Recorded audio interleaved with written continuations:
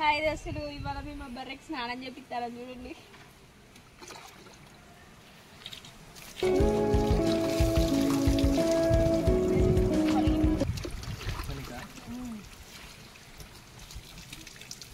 ఇక్కడ బర్రెలను వేసుకోవాలి ఎవరు లేరు కదా, అందుకే బయటికి పోతే చెరువులలో వాటిలలో వీటిలలో మునిగి వస్తాయి కదా పల్లెటూర్లలో. ఇక్కడ ఎవరు కాసేటోళ్ళు లేకపోయేసరికి అది మేమే చేపియాల్సి వస్తుంది. ఒకటే లేసుకు ఒకసారి అన్నట్టు ఇట్లా కడుగుతున్నాం, లేకపోతే దాని స్కిన్ అంతా పగిలిపోతుంది అప్పుడు.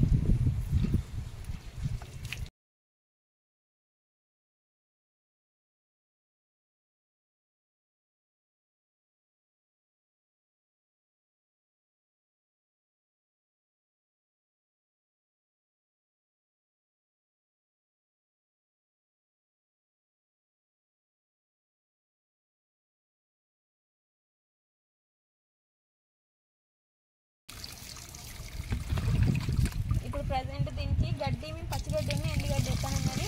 ఇప్పుడు చలికాలం అయిపోతుంది కానీ పచ్చిగడ్డి దొరకలేదు. ఇంకా సమ్మర్ వచ్చేసరికి పచ్చిగడ్డి అసలే ఉండదట. దీంతో ఎట్లనో తెలియదు.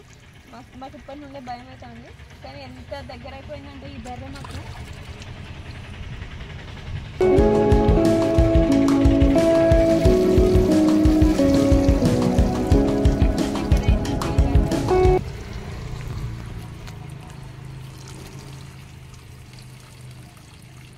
మార్నింగ్ దీన్ని వదిలేసేటన్నా మేము పోతే మేము వచ్చేదాకా చూస్తుంది.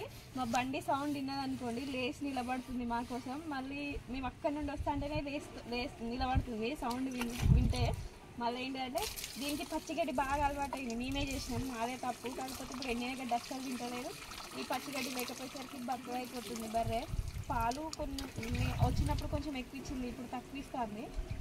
బాగా టైంపాస్ అవుతుంది కానీ చాలా కొంచెం ఇబ్బంది ఉంటుంది. దానికి తగ్గ మంచి అఫెక్షన్ అయితే చాలా పెంచుకున్నాయి మా మీద. ఇవి చూడండి, మేము ఇట్లా గడ్డి తీసుకురాకుండా దీని దగ్గరికి వచ్చి కొద్దిసేపు నిలబడాలని చూస్తూ ఉంటుంది. దగ్గరికి ఇట్లా పిలుస్తూ ఉంటుంది. మళ్ళీ మేము కాకుండా ఎవరైనా వస్తే పొడవడానికి పోతూ ఉంటుంది.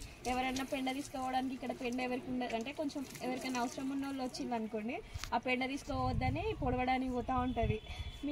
మేము వచ్చేదాకా కొరుతూ ఉంటుంది, వీళ్ళు వచ్చింది ఎవరో మీరు రాలి అని.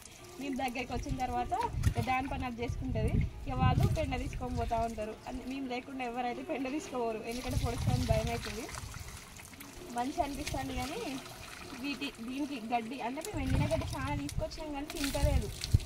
ఇది వరకు ఎండిన గడ్డి మంచిగా తినేదట కానీ మేమే ఎండిన గడ్డి లేకపోయేసరికి 2 months మొత్తం టోటల్గా పచ్చిగడ్డి అలవాటు చేసినాం. ఇప్పుడు పచ్చిగడ్డి దొరకలేదు, ఈ ఎండిన గడ్డి తింటలేదు. కొంచెం అంత బక్కగా అయింది. మేము ఒక 10-15 days నుండి కొంచెం బక్క పడుతుంది పాపం.